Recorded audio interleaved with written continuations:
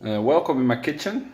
Bob and I have decided to do a new series on Instagram because we get a lot of questions about how you can tell if porcelain is old, or how you can tell it's new, or how you can determine what it is. So I've chosen this plate for the first episode. First of all, there's not really a shortcut to knowledge on porcelain. I mean, it's a very difficult subject. You need to see a lot of porcelain.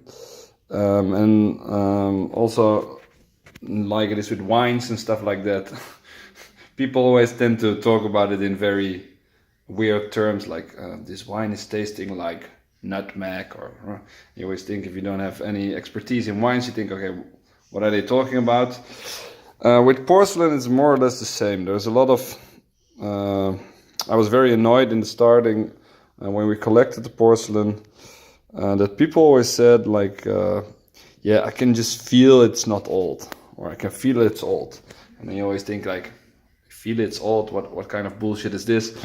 But sadly, I have to say it's true. So the more you see genuine porcelain, the more you become knowledgeable about it, and the more you will appreciate it. And then the easier it gets to just immediately get a feeling of a plate or a piece of porcelain when you have it in hand. So basically, there are a few things that you pay attention to. The first one is always the bottom. Most people that know a lot about porcelain will always look at the bottom first.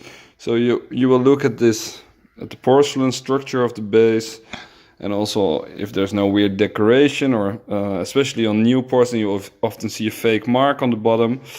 So, and then if you look at this one, you will immediately look at the base rim, and you see the yellow base rim with all these tiny chips, which is very consistent with the age of this piece, because this is an 18th century piece.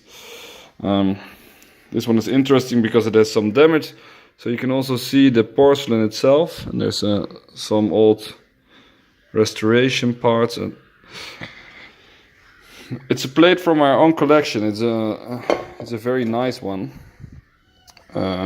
But of course broken, so that makes it a lot cheaper than when it would be perfect. So if you look at this decoration, it's almost like it's drawn, it's penciled, which is something that was done in the early 18th century, mostly during the Yongzheng period, so the reign of Emperor Chongzhen. And then all this decoration, you can immediately see it's very well done. If you zoom, you see the crackling in the glaze. You see here all these tiny glaze lines. Also, of course, consistent with an older age. And you can see, I don't know if it's visible on the camera, but you can see scratches. Here you have an old hairline, which is basically a small crack. And then here you have the large piece that's missing. So there was an accident, and there's also a hairline. The border pattern is also something that might give you a clue about the age of a piece. This type of border with these flowers coming out of it, it's very typical for the 18th century. So I think it's not something you will not see in the 17th century. You will not see it in the 19th century either. It's very much the taste of the first half of the 19th century, 18th century. Then if you look at the rim, you see that it is slightly yellow colored, which is also fine for the period.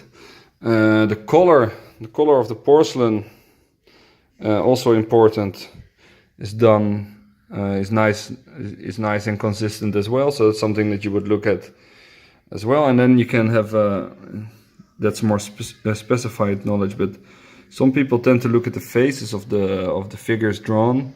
There's a famous book, or at least for me it's a famous book because I think it's very cool, about dating porcelain from facial features. It's by Jan Erik Nielsen. Oh no, by Tommy Eklof from Sweden. So he was a member of the Göteborg Forum on porcelain, and they collected many faces, and they used it to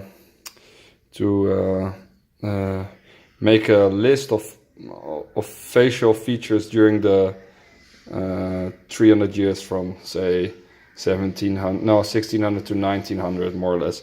That's very interesting. So I will give you a last look at the base. You see all these small dots.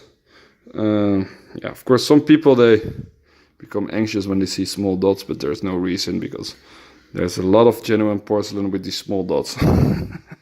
So this was the first one. I hope you enjoyed it, and if so, give it a thumbs up, and then I will do some more in the coming days. And in the meantime, please enjoy this wonderful plate, and of course my kitchen and my view. Bye.